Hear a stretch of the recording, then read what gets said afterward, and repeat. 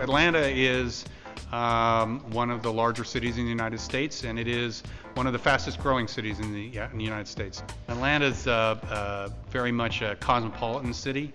Obviously, we hosted the Olympics in 1996, and since then the city has grown by leaps and bounds. So people come to Atlanta from all over the world. We have just about every ethnicity and language you could imagine.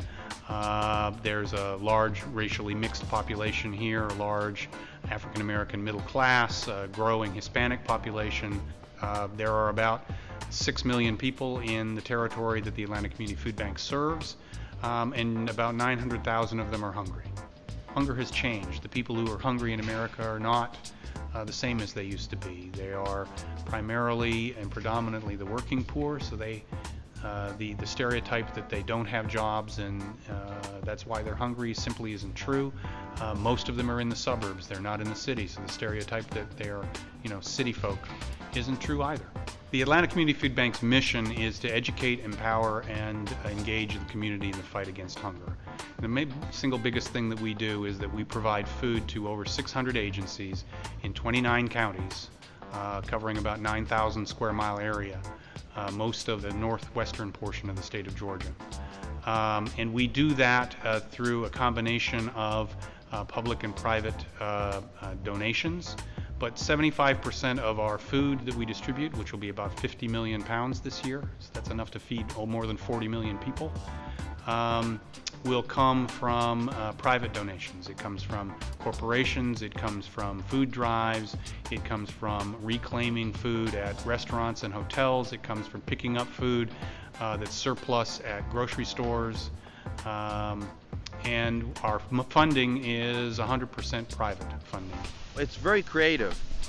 They get food that is not saleable because it's past its sell-by date, or it's in danger of being past its sell-by date. So that's food that's going to be wasted. And rather than throw it away, the supermarkets come and allow them to get that food. And what they do is they gather information about what's not selling and where. And that information would normally not be passed back to the producer.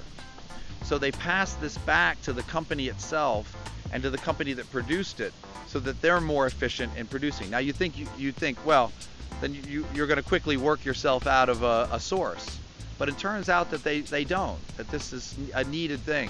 And so it's a wonderful symbiotic relationship. It's like they've created an ecosystem where the waste of one thing is food for another, and the very food for another aspect provides information that helps the food producer to become more efficient.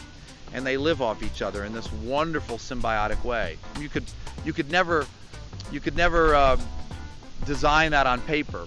We view our role that food is really a tool for bringing community together as well as a solution to a problem.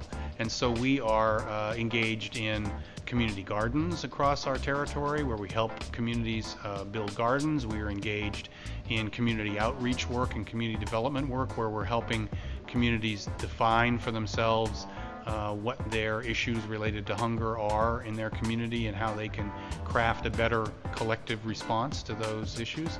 And we are involved in education and outreach, so we're very active in public in communicating with the public and with the legislators about and policymakers about hunger and the causes of hunger and possible solutions to hunger.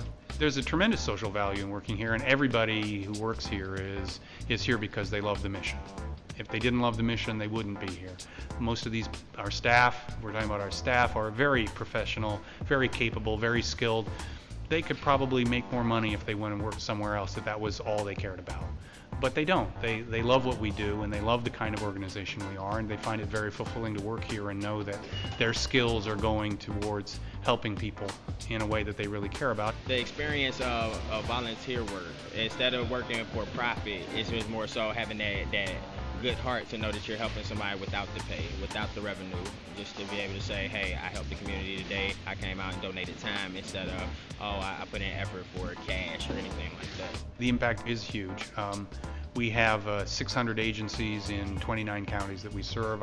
Just in terms of kind of total impact, we ship about 50 million pounds of food out of this facility every year. That's the equivalent of roughly 40 million meals. I think we're in the middle of a redefinition of what our collective commitment to each other is. I think we have explored for many years the idea that we have a minimal collective mission to one another and minimal responsibilities to one another in community.